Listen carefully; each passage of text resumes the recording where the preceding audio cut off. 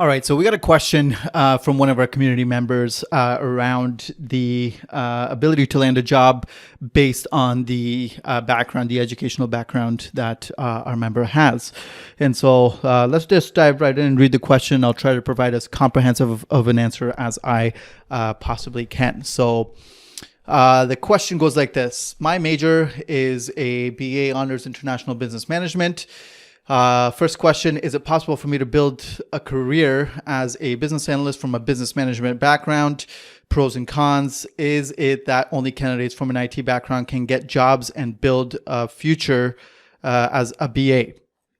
Second question is, will I face problems coming from a business background?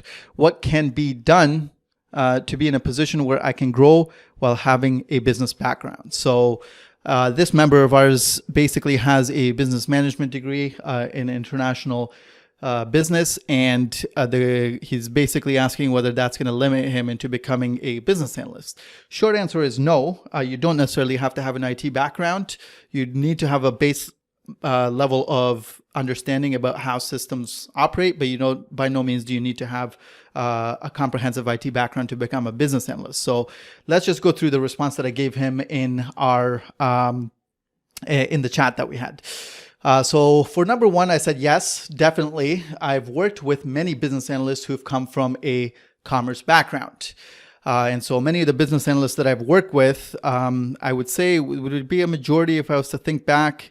I would say maybe even it's about 50-50. About 50% of the business analysts that I've worked with in my past experience have been people who have not been from an IT background. So just based on my own experience, it feels like it was about 50% of the analysts that I've worked with. So you definitely can become a business analyst if you come from a business background. There are certain types of analyst roles that you probably want to lean towards unless you have a plan to become a little bit more technical. Okay, so the other thing that might help is if you read our article on our three BA archetypes, that's actually meant to answer exactly this question, is that you don't necessarily have to be a deep technical person in order to be a BA. You choose the type of BA archetype for your career that matches the educational background and the natural aptitudes that you have. So that's so you can take a look at that article in our community and on our website at learn.ba. For the second point here, I basically said, try to use your business degree as domain knowledge. You might have to land a non-BA business role first and then move yourself into a BA role. I've met many analysts who've done this by working in HR and then becoming an HRIS business analyst, or working in payroll processing and then becoming a payroll business analyst, right? So the advice here really is that your business background is a good asset for you in becoming a business analyst, because with most commerce degrees, you get a really good sampling of a lot of the different areas of business. You'll get some management courses, you'll get some accounting courses, you'll get some strategy courses, you get marketing courses. All of that information that you're learning is actually can be potential domain knowledge for the area of business analysis that you want to work in. So for example, if you did a commerce degree and you really liked your accounting courses, you can get into an accounting-based business analyst role. Okay. Same thing goes for HR. If you really liked your HR courses during your commerce, you become an HR specialist or an HR business analyst. So a lot of the commerce related knowledge that you have is an asset because it is really the domain knowledge that a lot of employers look for.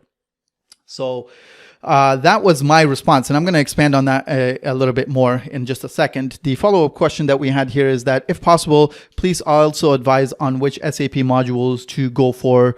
Appreciate it. So I'll elaborate on that in a separate video shortly, but let's dive. What I want to do here is I want to dive a little bit more into this second answer that I gave around trying to use your business degree as a source of domain knowledge. And looking at a couple of different examples.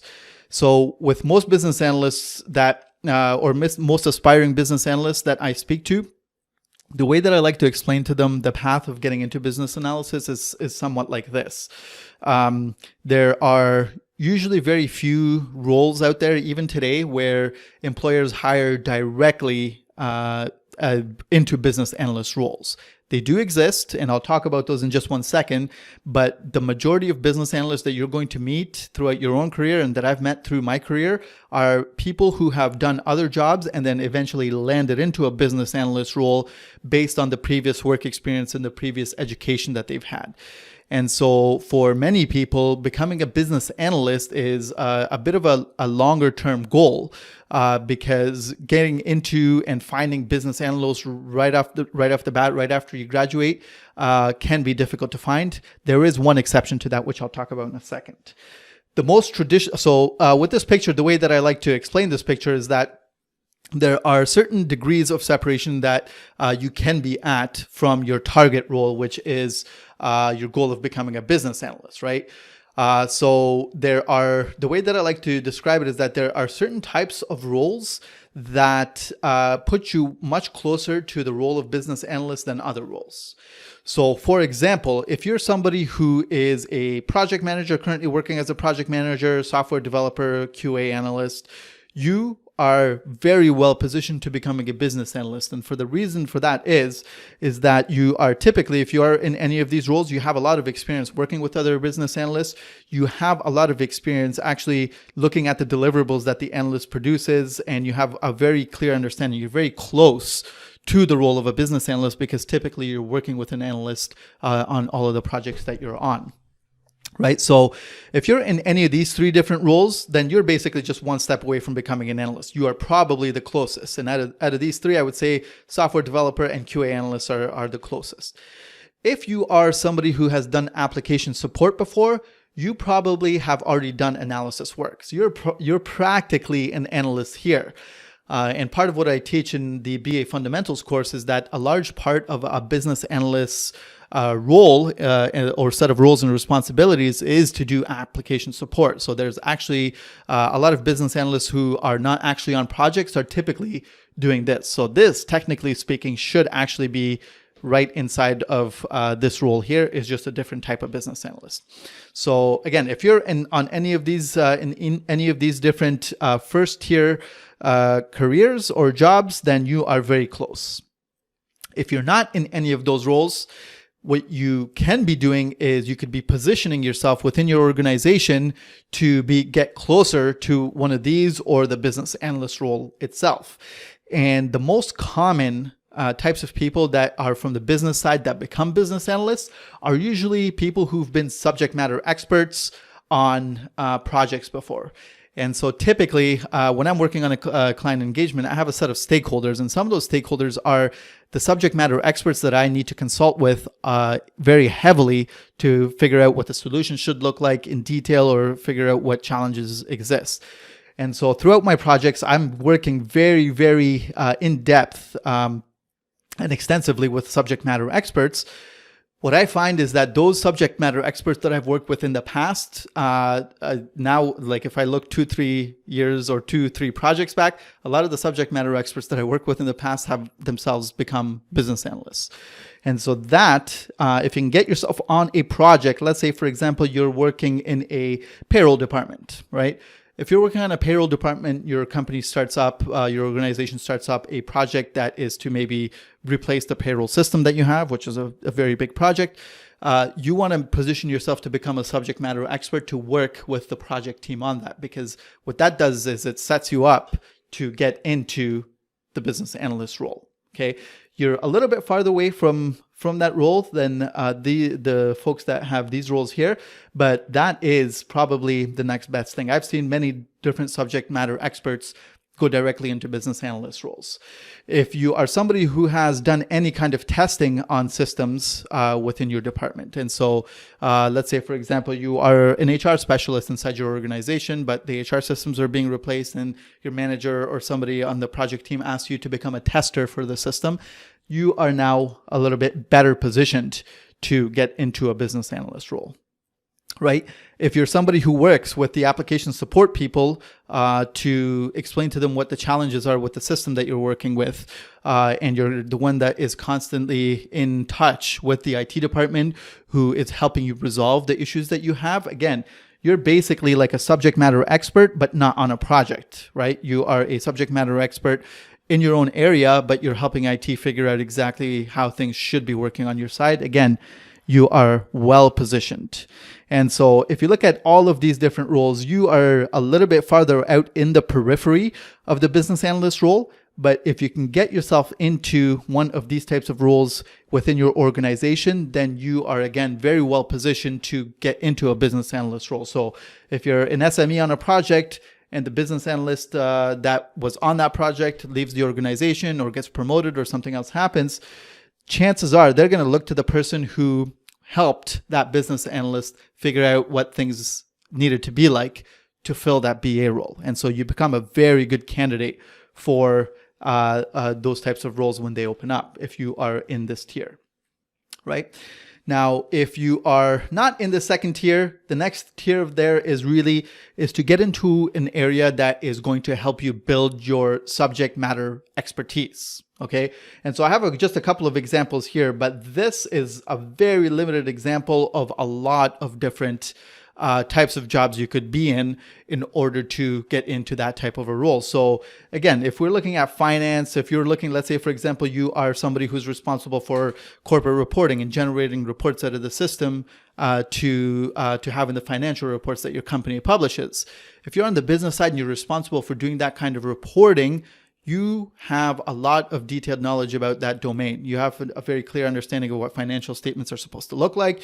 You have a very clear understanding of how the transactions within your organization kind of roll up into the different categories that you put into your financial statements. All of that knowledge feeds into your skill set as a future business analyst. And so there are a whole host of other roles that you could be doing right now to prepare yourself to become a candidate for a business analyst role within your organization. What your manager is going to be looking for, or whoever is doing the hiring for the business analyst role in your organization, what they're going to be looking for is a person who is very good at their job, very knowledgeable about their subject area, and has a good analytical mind. So they're always thinking maybe a couple of steps ahead. When there's a challenge, they've already maybe thought out a different types of solutions that could be implemented, and they're kind of proposing those to IT from time to time. And so if you are in a situation, in any of these situations, if you're working in a call center, if you're working, there is almost any area of business that you're working in, if you're the go-to person who is analytical and you're the person that has all their stuff together all the time and you know exactly what needs to be done, you are the person who is going to become a candidate for the business analyst role when it opens up inside your organization, right? So taking this back to the original question that was asked, how do I get into a business analyst role if I only have a commerce degree?